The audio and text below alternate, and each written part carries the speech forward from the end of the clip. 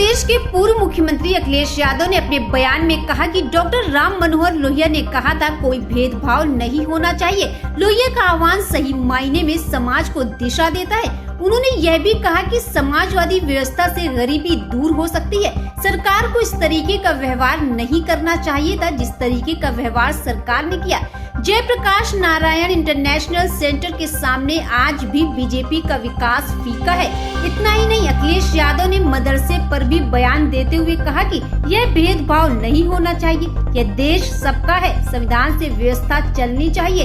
ये लोग धर्म, जाति, मजहब पर लड़ाकर राजनीति करना चाहते हैं। उन्होंने और क्या कुछ कहा, आइए उस वीडियो का रुख कराते हैं। हर वर्ष की तरह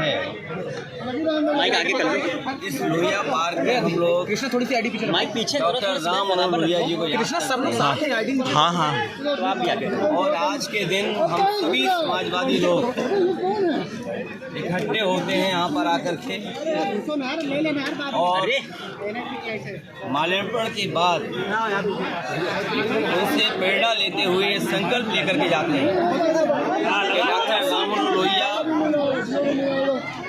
लोकनायक जयप्रकाश नारायण जी और नेताजी और बड़ी संख्या में समाजवादी नेताओं ने जो सपना देखा था कि भारत समाजवादी देश बने, समाजवादी व्यवस्था से देश चले, डॉक्टर राम लोहिया जी के संकल्पों के, उनके आदर्शों पे, उनकी बताई हुई नीतियों पे, जिन्होंने ये सपना देखा था कि हर तरह का भेदभाव खत्म हो समाज के अंदर, चाहे जाति को लेकर के भेदभाव हो, जाति तोड़ों का आह्वान किया हो, इसको हटा या रीजनल स्तर पे जो भेदभाव होता है उसको लेकर के भी डॉक्टर राम मनोहर लोहिया ने कहा कि इस तरह का कोई भेदभाव नहीं होना चाहिए।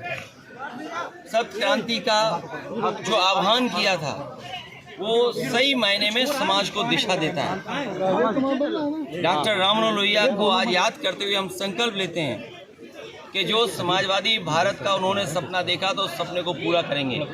ये पार्क नेताजी ने बनवाया था और आज भी लखनऊ में लोगों के लिए या समाजवादी चिंतक विचारकों के लिए ये बहुत महत्वपूर्ण स्थान बन के उभरा है।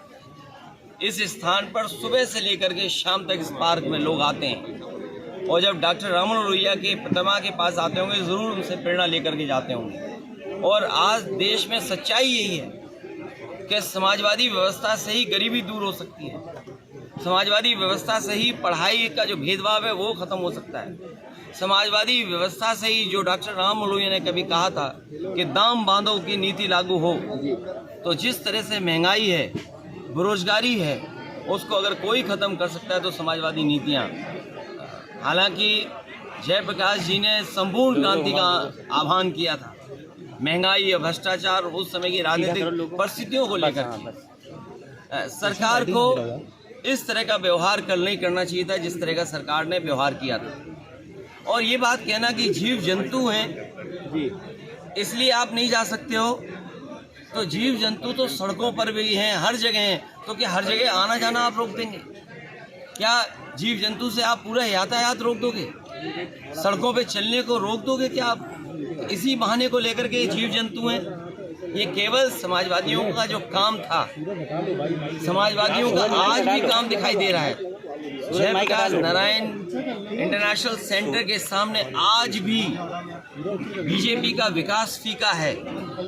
और उस ऊंचाई से देखो आप तो आप खुद महसूस करेंगे, और उस बिल्डिंग को देखें कि आज के समय में भी वो सबसे मॉडर्न इंफ्रास्ट्रक्चर दिखाई देता है जो पब्लिक यूज़ के लिए थी।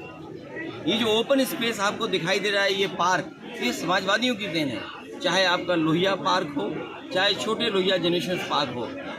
अब तो ये सरकार रख रखाव भी नहीं कर पा रही है, तो सोचिए वो महापुरुषों का सम्मान क्या करेंगे। आपको चेन्नई में होगा, आपको क्यों मतलब मोटिव क्या हो सकता है गवर्नमेंट का कि आपको जीपी पे जाने रोक दिया, यहाँ पे आप आ गए, वहाँ रोक दिया? देखिए, इसका जवाब तो वही लोग दे सकते हैं। अगर वो जीव जंतु की बात है तो जीव जंतु यहाँ ज़्यादा होंगे क्योंकि यहाँ हरियाली है, पार्क है, पेड़ पौधे हैं, हो सकता है जीव जंतु यहाँ हो। ये केवल बहाना था अपनी नाकामी छिपाने के लिए, क्योंकि आज भी जो बिल्डिंग, जो स्मारक दिखाई देता है वो भारतीय जनता पार्टी के हर विकास को फीका कर रहा है।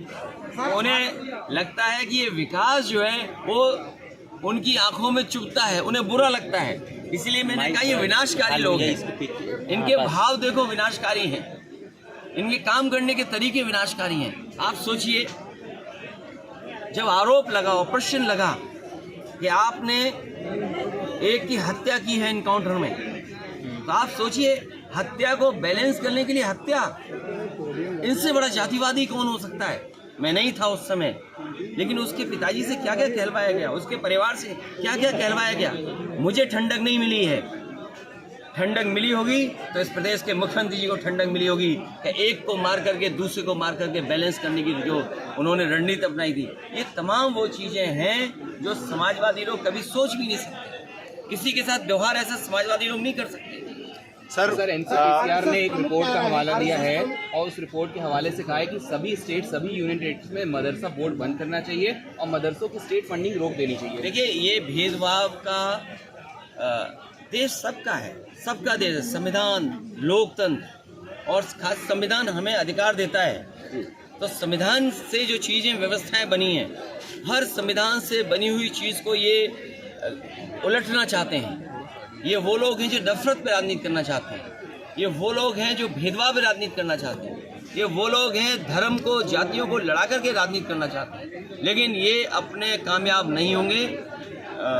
इस देश की जनता, समाज में बैठे हुए बुद्धिजीवी लोग, पढ़े लिखे लोग, वो सब महसूस कर रहे हैं कि भारतीय जनता पार्टी की जो भेदभाव की राजनीति वो चलने वाली नहीं। सर, आप बहुत कह रहे हैं कि हिंदुस्तान का हाल भी बांग्लादेश की तरह हो जाएगा, हमें एकजुट होने की जरूरत है हिंदुओं को। देखिए, कौन क्या कह रहा है अंतर्राष्ट्रीय स्तर पर, और जिस समय भारत को अपनी फॉरेन पॉलिसी के तहत बांग्लादेश को बचाना चाहिए था, तब भारत के लोग कहाँ थे, या यही लोग जो विचार दे रहे हैं वो कहाँ थे लोग। हमें उस पर कुछ नहीं कहना है। ये देश सबका है। और आज़ादी के बाद देश जो बना, आज़ादी दिलाने में सबका साथ था। कोई ये कह सकता है कि आज़ादी दिलाने में किसका साथ नहीं था? हिंदू मुसलमान मिल करके, सिख भाई मिल करके लड़े हैं और तब देश आज़ाद हुआ। क्या अधिकारी आपसे बहुत अच्छी बात करता हो जो सच बोल सके, आप उससे थोड़ा समय गुजारें, उनसे जानिए कि उत्पाद वाली भाषा किसकी है, सरकार की है कि नहीं है। सर, चेन्नई में रेल ये तो सच्चाई है। जो कमजोर है उनके साथ हमेशा खड़ा होना चाहिए। सर, चेन्नई में फिर से एक बड़ा रेल हादसा हुआ है। राहुल गांधी और तमाम लोगों ने सरकार और रेल मंत्रालय पर सवाल खड़े किए हैं कि लगातार इस तरह की घटनाएं होती जा रही हैं। देखिए, रेल मंत्रालय पे पहले भी बहुत उंगलियां उठी हैं। एंटी कोलिजन से लेकर के जो टेक्निकल और साइंटिफिक चीज़ें बताते थे कि इससे हम न केवल रेल में सुधार लाएंगे बल्कि एक्सीडेंट भी कम होंगे, और बहुत सारी चीज़ें उन्होंने की और लेकर के आए। लेकिन परिणाम क्या दिखाई दे रहा है? अगर कोई रिकॉर्ड तोड़ रहा है पेपर लीक का, तो वो train accident. Sir, Asaduddin Owaisi ने हरियाणा चुनाव पे बयान दिया, कहने लगे कि हम वहाँ साथ नहीं थे तब भी हार गए। कांग्रेस से कहा है कि सबको साथ लेकर चलोगे तभी मोदी को हरा पाओगे। तो क्या असदुद्दीन ओवैसी को साथ में इंडिया ब्लॉक में जगह मिलेगी, जो जिस तरह का उन्होंने इशारे किए हैं? जो इंडिया ब्लॉक पहले बना था, ये बातें पहले भी आई थी। इंडिया गठबंधन, इंडिया ब्लॉक वैसा ही है जैसे पहले था। सर, आपने ट्विटर पे पोस्ट किया था कल भी और आज भी, आज आपने डॉलर को लेके और कल वर्ल्ड हंगर इंडेक्स को लेके किया था।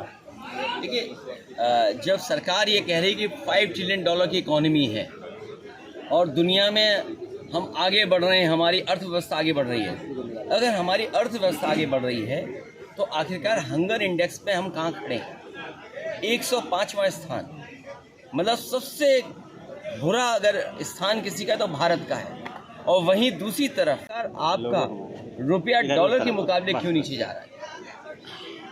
तो ये तो तमाम वो सवाल हैं जो सरकार को जवाब देना चाहिए। इनका भ्रष्टाचार, इनके महंगाई न रोकने की, और जो इन्वेस्टमेंट में जो सपने दिखाते हैं कि इन्वेस्टमेंट आएगा, ये तमाम वो नाकामी है जिसकी वजह से हंगर इंडेक्स में हम यहाँ पहुँच रहे हैं और हमारा रुपया भी लगातार नीचे जाता रहा है। देश विदेश की ताज़ा खबर पाने के लिए हमारे चैनल NTV निष्पक्ष को सब्सक्राइब करें व बेल आइकन दबाना ना भूलें।